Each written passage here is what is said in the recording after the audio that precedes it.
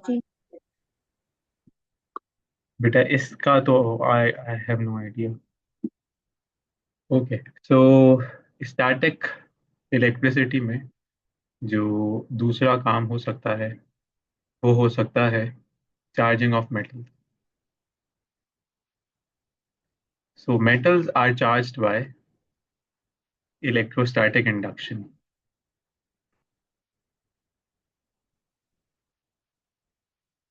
That's the pattern. ठीक है।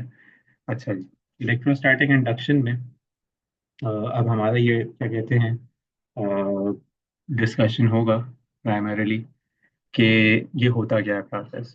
तो से हमारे पास एक ग्लास रॉड है जो चार्ज है। अब इसमें हमारे पास से पॉजिटिवली चार्ज ग्लास रॉड है और एक मेटल हमारे पास सब्सटेंस है, कोई भी मेटल सब्सटेंस हो सकता है। और हम इसको से इस तरह से एक स्टैंड के ऊपर, एक वुडन स्टैंड के ऊपर हमने इसको खड़ा किया हुआ है। So this is a metallic sphere. तो होगा क्या? According to law of electrolysis electrostatics होना ये चाहिए कि जो अनलाइक चार्जेस हैं उनको अट्रैक्शन शो करनी चाहिए। ठीक है। So this is positive. तो यहाँ पे जो इस मेटल स्फीयर में इलेक्ट्रॉन्स होंगे they would be more attracted towards this. ठीक है। और जो क्या कहते हैं इलेक्ट्रॉन्स नहीं होंगे वो अट्रैक्ट नहीं हो रहे होंगे, तो वो बेसिकली रिपेल हो रहे होंगे। तो अब हमने इस तरह से इसे दिखाना है। ठीक है। अच्छा, दिस इज स्टेप वन। अब फिलहाल this substance is not charged at all. Charge क्यों नहीं है ये? क्योंकि इसमें स्टिल नेगेटिव और positive equal number of charges मौजूद है। ठीक है। What we need to do to get it charge this, ये एक हमें और स्टेप करना पड़ेगा। That is very important. अभी ये न्यूट्रल है। न्यूट्रल क्यों है? क्योंकि इसमें इक्वल इलेक्ट्रॉन्स एंड प्रोटॉन्स हैं, या इक्वल नेगेटिव और पॉजिटिव है। That is important. तो अब हमें इसे चार्ज करने के लिए what we do here is कि स्टेप टू में ये पॉजिटिव है इसे, ये ऐसे ही है, यूसी आयरन स्टैंड पे रखा हुआ है, सॉरी वुडन स्टैंड पे रखा हुआ है। अब हम करते ही हैं कि हम इस स्फीयर को एक वायर के थ्रू अर्थ में कनेक्ट कर देते हैं। इसे हम कहते हैं अर्थिंग। अब होता क्या है? होता ही है अर्थिंग से ये बेसिकली अर्थ में तो इलेक्ट्रॉन्स भी अवेलेबल हैं और पॉजिटिव चार्जेस भी अवेलेबल हैं, दोनों अवेलेबल हैं, ढेर सारे अवेलेबल हैं। ठीक है। मतलब वो हर वक्त अवेलेबल है और आप जो मर्जी करें वो कहीं नहीं जाते, वो अवेलेबल होता है। तो अब ये जो पॉजिटिवली चार्ज्ड पार्टिकल्स हैं यहाँ पे से प्रोटॉन्स हैं, they basically attract electrons from earth. तो ये इलेक्ट्रॉन्स इसमें से होके घूम के वायर के थ्रू इसमें आ जाते हैं। तो होता ये है कि इस सरफेस में ये जो मेटल स्फेयर है इसमें अब देखो एक्स्ट्रा इलेक्ट्रॉन्स आ गए हैं। राइट, ये जो एक्स्ट्रा इलेक्ट्रॉन्स हैं ये कहाँ से आए? ये सरफेस से आए, सरफेस ऑफ द अर्थ से आए। दैट मीन्स इस सरफेस में अब ये वाला जो रेशियो है ये नहीं रहा। क्यों? क्योंकि इसने इलेक्ट्रॉन्स गेन कर लिए, जबकि प्रोटॉन्स उतने ही हैं जितने थे कांस्टेंट पे। ठीक है। तो इलेक्ट्रॉन्स इसमें गेन हो गए। अब ये जो इलेक्ट्रॉन्स गेन हो गए हैं इसकी वजह से हम ये कहते हैं कि ये सब्सटेंस है नेगेटिवली चार्ज।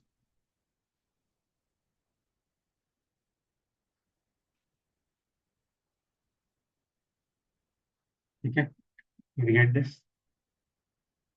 Yes sir. इसी तरह से हम एक और काम भी कर सकते हैं।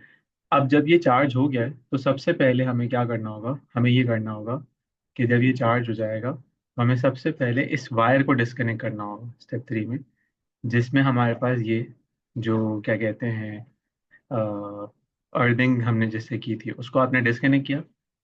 फिर आपने स्टेप फोर में इसे भी रिमूव कर दिया, ये जो आपका पॉजिटिवली चार्ज रॉड था इसको भी रिमूव कर देंगे। That's how it stage charged.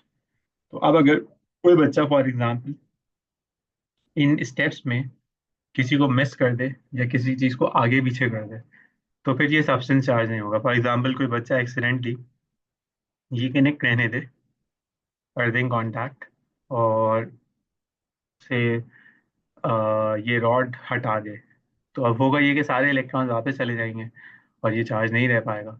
So that is very important, ये समझने वाली बात। ठीक है, ये ध्यान में रखना है कि इन सीक्वेंसेस को आप चेंज नहीं कर सकते। सिमिलरली, अगर मैं दो मेटालिक स्फेयर्स को चार्ज करना चाहूँ तो वो भी हम कर सकते हैं।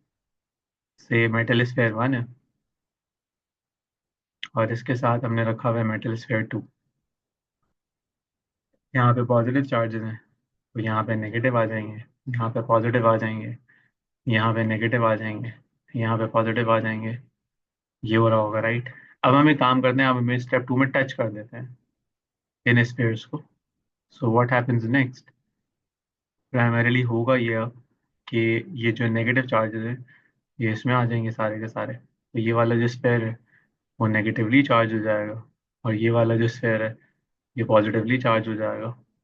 तो ये इसमें अपनी जगह पे रहेगा, कहीं नहीं जा रहा होगा। So that was step 1, that's step 2, and then we have step 3। उसमें क्या हो रहा होगा, उसमें ये हो रहा होगा कि बेसिकली अब आप इन्हें सेपरेट आउट कर सकते हैं थोड़ा सा इस तरह से। तो विदाउट अर्थिंग आप इन्हें चार्ज कर लेंगे स्टेप 3 में। विदाउट अर्थिंग ये चार्ज हो जाएगी। तो ये this is all about basically general static electricity. और उसमें जो है वो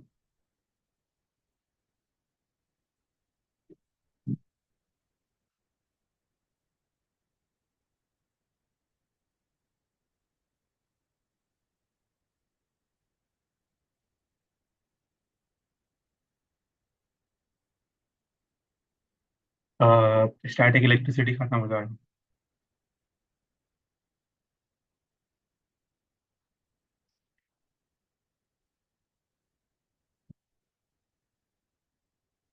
So, do we get this? Any questions? Anything that needs more clarity on? I get it. Okay, अब एक काम करते हैं, करते ये हैं हम कि हम थोड़े से के क्वेश्चंस देख लेते हैं और so that you get an idea of what examiner wants us to know.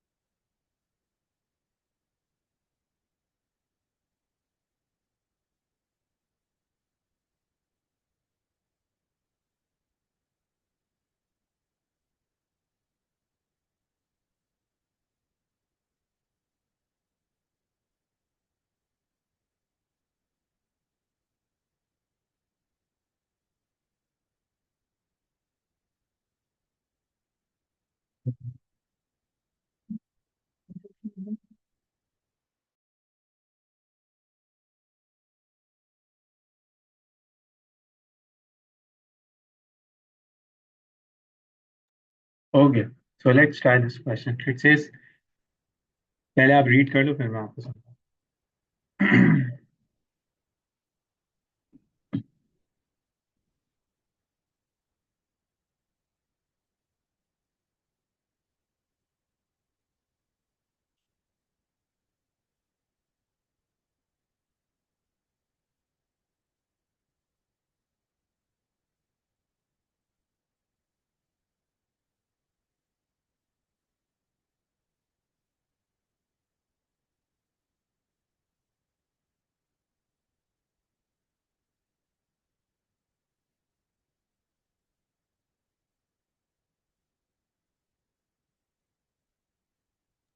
Correct.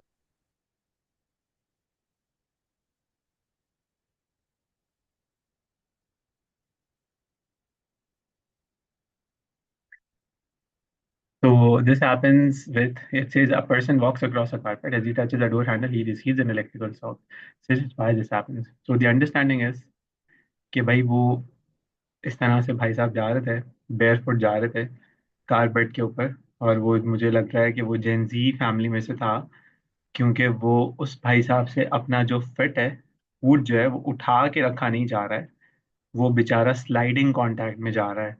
उसको लग रहा है कि अल्लाह ताला ने उसको टायर्स दिए हैं, तो दे कैन रोल, राइट? तो once he rolls, what happens? So friction happens. What happens with friction? So electrical charges, they build up, right? तो उसकी ह्यूमन बॉडी में या तो गेन ऑफ इलेक्ट्रॉन्स हुआ होगा या लॉस ऑफ इलेक्ट्रॉन्स हुआ होगा, तो उसमें चार्ज बिल्डअप हो गया होगा से, इसने सारे नेगेटिव इलेक्ट्रॉन्स गेन कर लिए, सारे चार्जेस। तो अब ये भाई साहब जाके जब किसी मेटल को टच करेंगे, तो मेटल में पॉजिटिव जो न्यूक्लियाई होंगे वो इन इलेक्ट्रॉन्स को अट्रैक्ट करेंगे, और इसको एक हल्का सा क्या मिलेगा? झटका। झटका मिलेगा, अच्छा इसे सर, झटका। जी जी। मैंने जो है वो छोटा सा एक्सपेरिमेंट किया था। विंटर्स में जो है ऐसा होता है मोस्टली कि कोई भी जैसे प्लास्टिक की भी इवन चेयर होती है ना, उस पे बैठते हैं तो थोड़ा सा मतलब इसी तरह से होता है, इलेक्ट्रिक शॉक जी मिलता है अजीब सा जी। ही।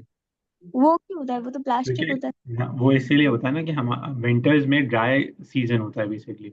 तो हम लोगों की body due hmm, to different air resistances और डिफरेंट जो हम कपड़े पहन रहे होते हैं वुलन, उससे वो इलेक्ट्रिकली चार्ज होती है, रब हो रही होती है बार बार।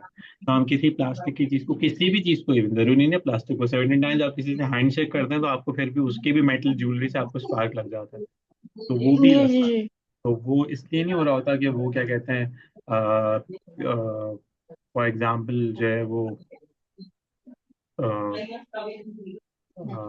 कहाँ था मैं? हाँ, फॉर एग्जाम्पल जो है वो क्या कहते हैं, सिर्फ प्लास्टिक की चेयर से लगेगा, किसी भी चीज से लग सकता है। तो अब हम यहाँ पे लिख लेते हैं जहाँ पे भी फ्रिक्शन हो रहा होगा ये काम हो रहा होगा। So friction cause static electricity buildup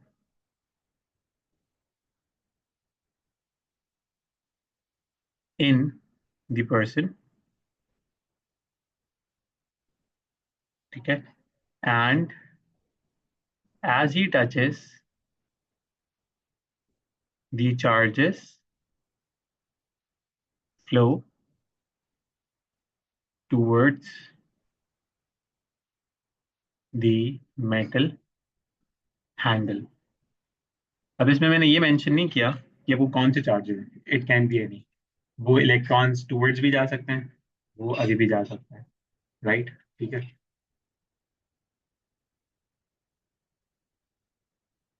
माहिना yes physics की इसलिए हो रही है क्योंकि कोई आया ही नहीं था, तो मैंने कहा फिजिक्स की कर लेता हूँ मैं। तो आप आए हैं, अब तो आप हैं केमिस्ट्री के, सोनिया तो मुझसे दोनों पढ़ती है, फिजिक्स भी पढ़ती है केमिस्ट्री भी पढ़ती है, तो इसलिए हम निकाल गए, अभी हम फिजिक्स कर लेते हैं। ठीक है। तो आप फिर वो रात में ले लेना class.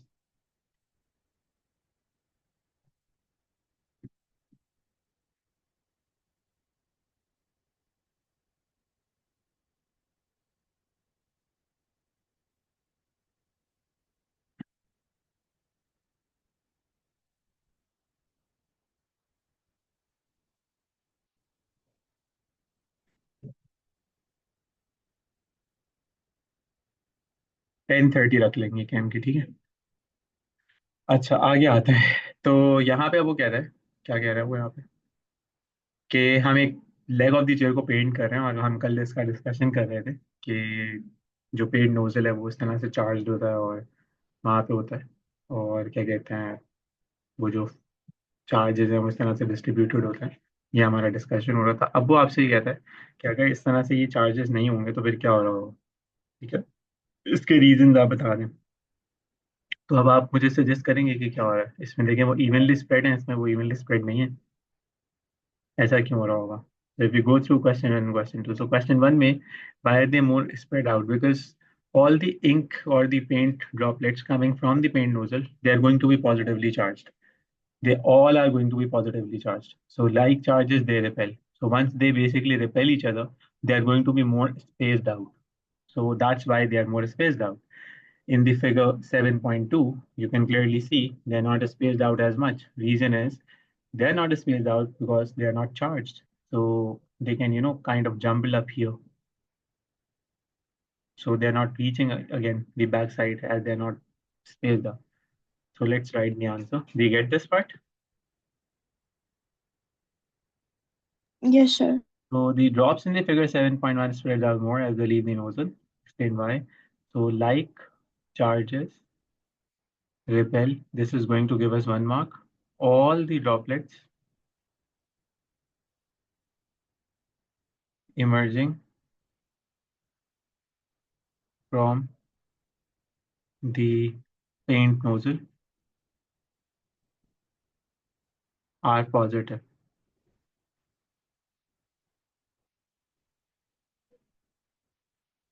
So basically, since they are positively charged, so they are going to repel.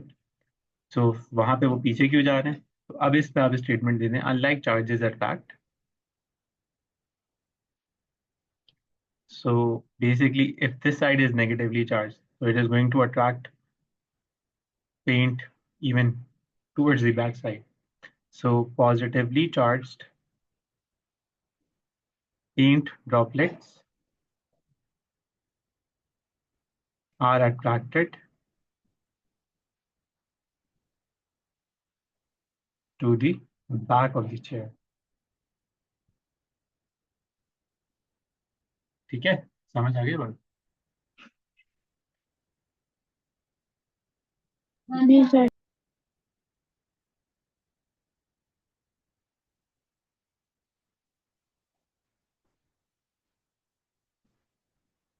चलो लेट्स ट्राई दिस। अब ये आप आराम से कर लोगे. I think you'll find this lesson easier.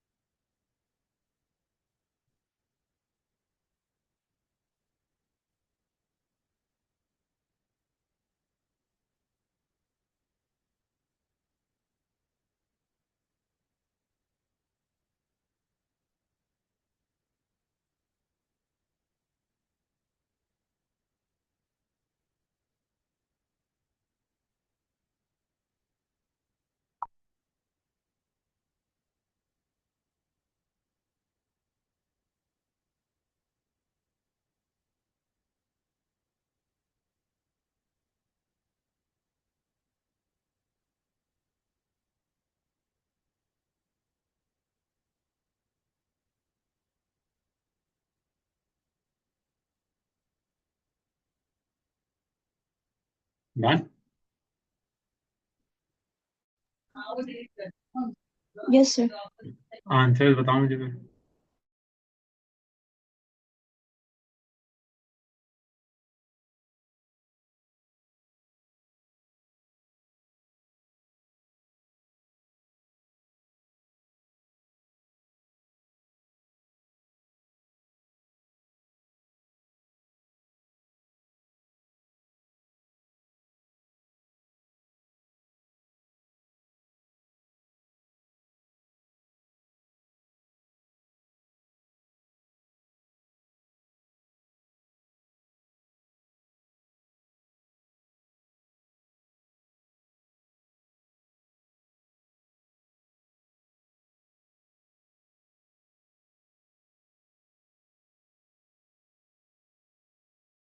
Sir answer जो है इसका फर्स्ट का ए का आंसर होगा rod and the cloth are uncharged because both have an equal number of positive and negative charges. Zabardast. That's nice. That's correct. And then what about part B?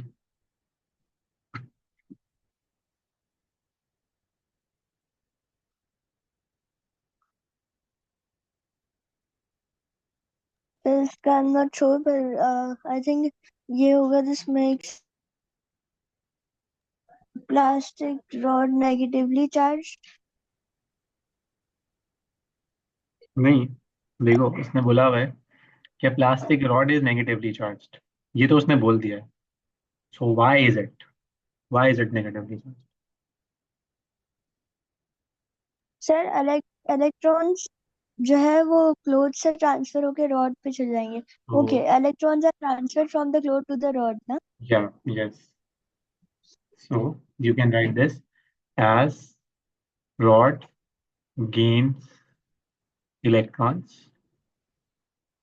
from cloth due to friction. ठीक है, that would be a possible answer. Do you understand this? मजे का lesson है ना, या जी sir. सारी electricity मजे की है। हम्म। ये देखो कैसी बेवकूफाना हरकत करी है बच्ची। तो you have this file on your group, WhatsApp group, right? Yes. तो maybe attempt this, let's see क्या आपके क्या आंसर्स होते हैं। पहले आप इसे कर लो, फिर मैं आपको एक्सप्लेन करता हूँ।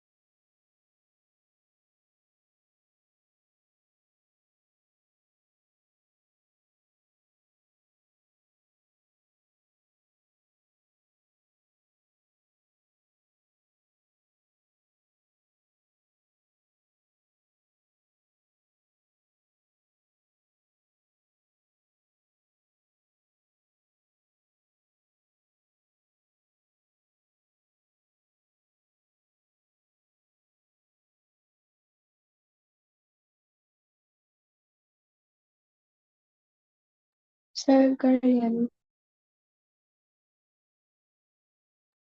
ओके, सो यहाँ पे क्या लिखेंगे हम? Same reason, right? So gain of electrons from her hair due to friction. Is that correct?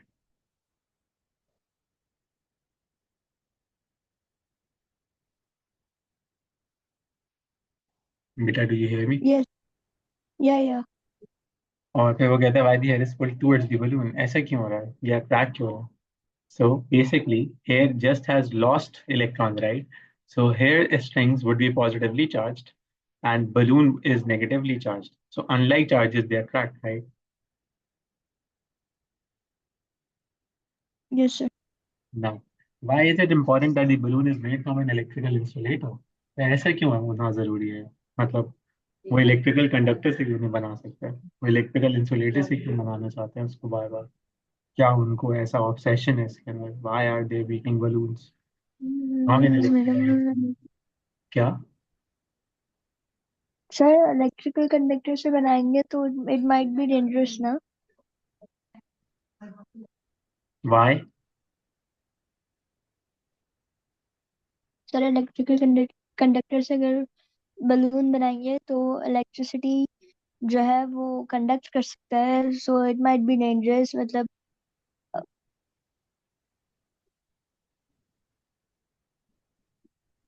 मतलब I would question what's the danger? हम बलून लेके इलेक्ट्रिसिटी के पास नहीं जाएंगे। हमें किसने कहा है कि हम बलून लेके इलेक्ट्रिसिटी के पास चले जाएं? हाँ, हाँ यार ये भी बात। थिंक।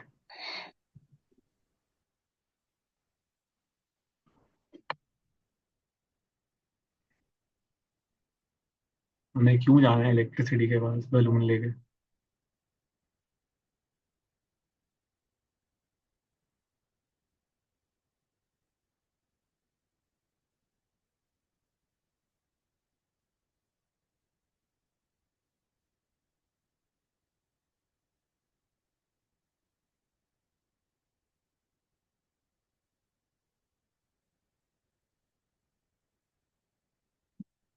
Sir electrical insulator.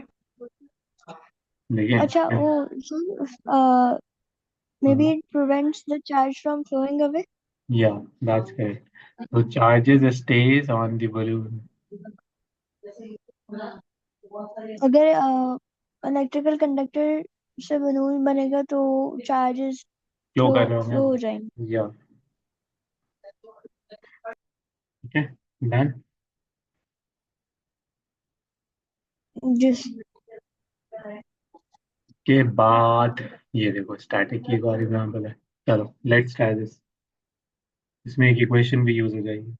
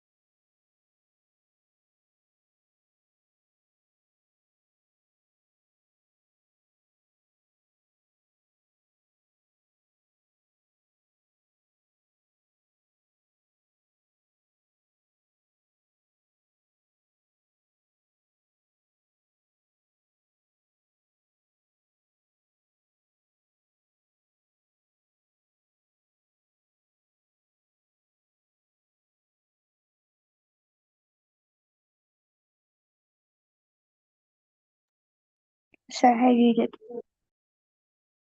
सो इलेक्ट्रिकल फील्ड क्या होती है? So basically electrical field is a region around an electrical charge.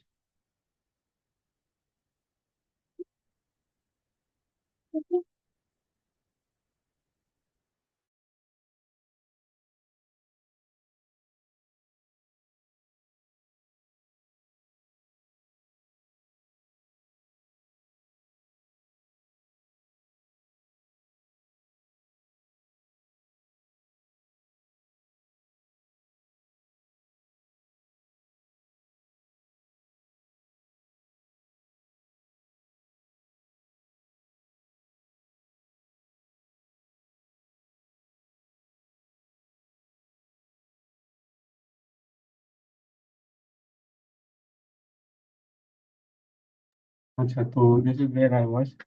Reason around an electrical charge is basically an electrical field. ठीक है।